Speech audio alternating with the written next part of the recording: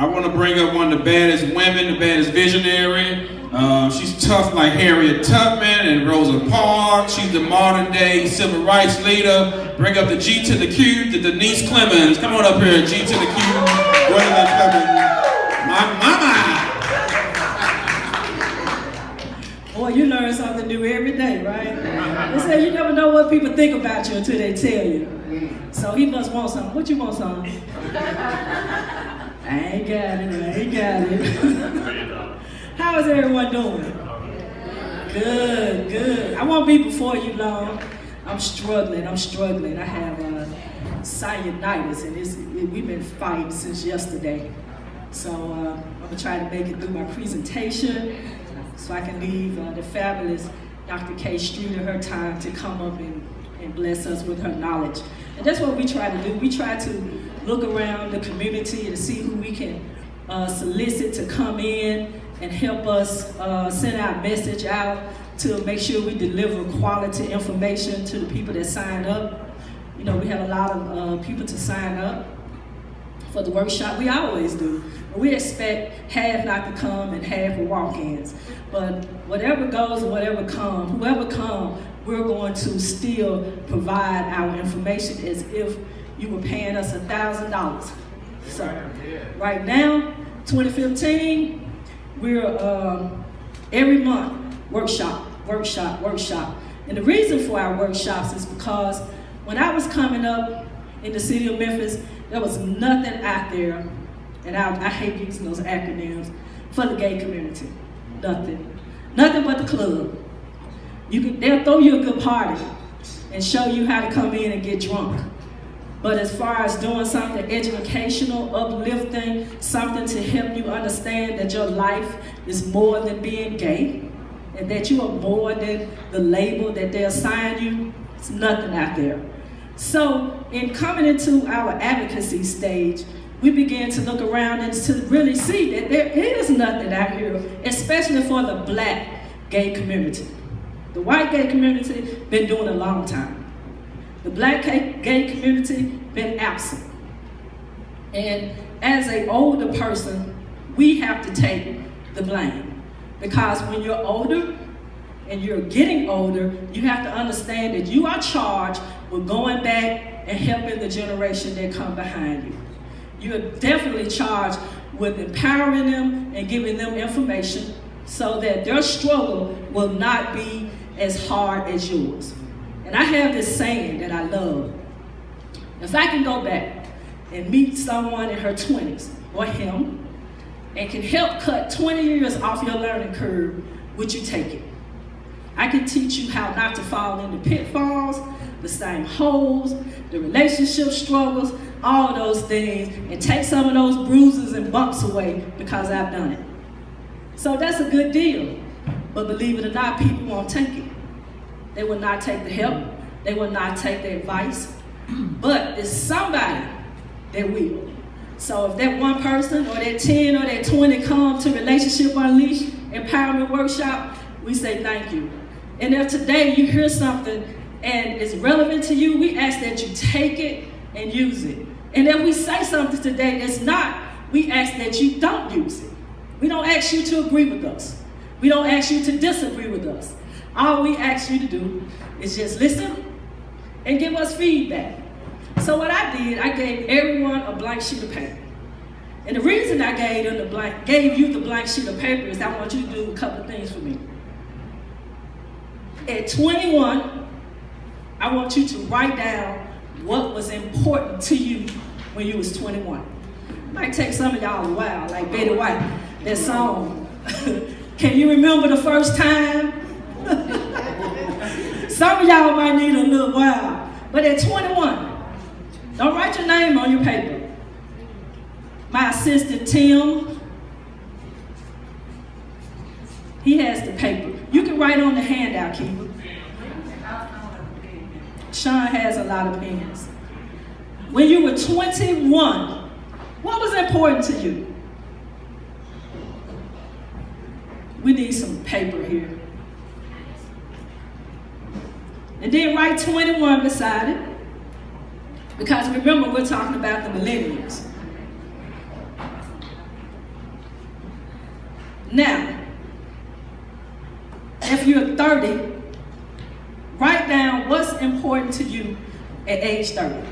Or if you're over 30, write that down for me. Age 30. Important, it doesn't matter what it is.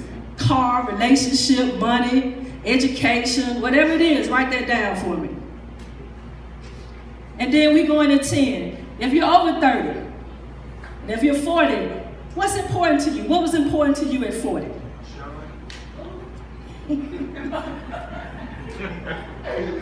As you can tell, I raised a little comedian. And I want to dispel something.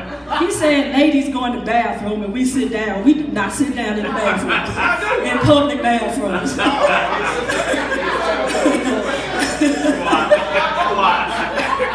We do not sit down in public bathrooms. Thank you. And for the record, men either. Okay. Okay, for the record, he said men either. Yeah, I just want to clear that up. He was, when we're out and no.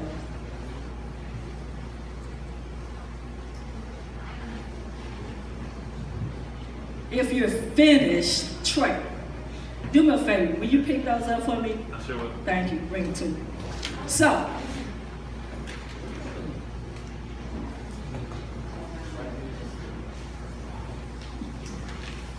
my task today is to talk a little bit about the baby boomers.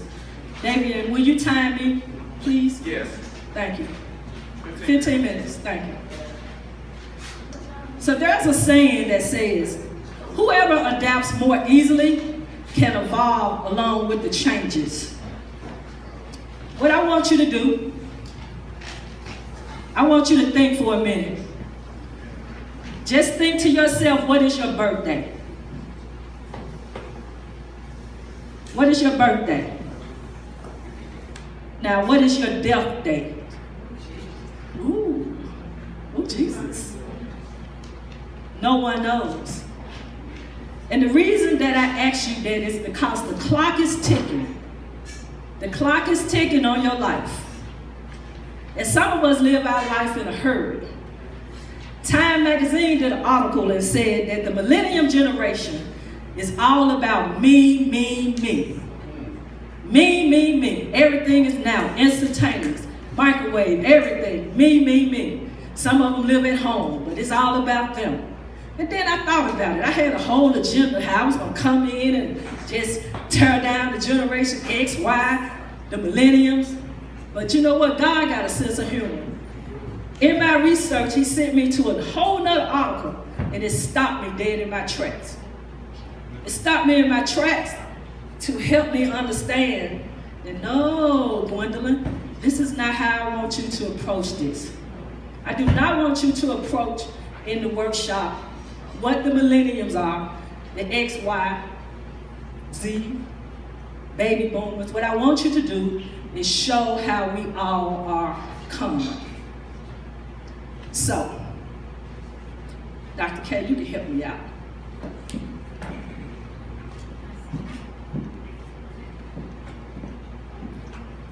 At 21, just give me two or three. All right. Finding the right job. Finding the right job, 21. Money. Money. Money was important at 21. Got it. Career, engagement, and family. Career, engagement, and family. Give me 30. Education, money, job stability. Okay, education, money, job stability. Employment, my child, money, education, relationships. Give me 40. Okay. At 40, we have my future, how I fit in society. There's some 40s in here. Retirement, money, vacationing. Stability. And any more? Let's see, we got a closer one. My future, how I fit in society. Okay. Finding someone to build a life with, to grow old with them. Okay. So we just took a journey through history. 20-year-old, your 20-year-old self, your 30-year-old self, and some of us put down what our 40-year-old self is thinking. What's the difference?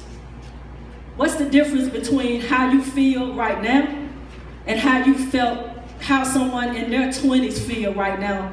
Isn't it the same feeling? And we would talk to them, they would tell us the same concerns that you had in your 20s. So theoretically, there's no difference between a 20-year-old right now in 2015 than when you were in your 20s. Theoretically, Theoretically, there is no difference. None. Absolutely. Same worries, same concern, same issues, even in the 30s. Some of us right here wrote down the same thing, the same problems that you talked about, Dwayne, in your younger years. The only thing is that older people tend to forget very easily their struggle as a young adult. And the only thing that they come to is what they see right now and what's so prevalent. We all talk about the young generation. Well, when I was coming up, my mother talked about me too. The grandparents would always tell these stories. When I was young, we didn't do that. And I say it right now. When I was young, we didn't do that. But it's the same thing. And trust me, when these millennials become parents or grandparents, they're going to look back and tell their kids, when I was young, we didn't do that. So the story never stops. The only thing that keeps growing is our intolerance. Our intolerance. Davian talked about that a lot. He talked about being tolerant of people and their differences. So, I gave you a handout before you came in. It says, do not let someone who gave up on their dreams talk you out of yours. Do not allow others to make your vision blurry. The reason I gave you that is that because most of us live through the conclusion of someone else's opinion of us. Most of the time, it's our parent or a close relative that have already told you at a young age, Dwayne, with your son, what they want you to be and how they want to direct your future, how you gonna go to college, how you gonna get married, how your mother or father wanted grandkids. They waiting on you, the LGBTQ community, to come home with a husband. Because I know my mom did. She waited on me to get married to his father. She had my whole life planned it out from the time I was a young child. But the tragedy comes up when you decide that that's not your life that you want to live. Then you're in the struggle as an adult. Then you begin to have struggle and disagreement because I'm not living out somebody else's conclusion of me.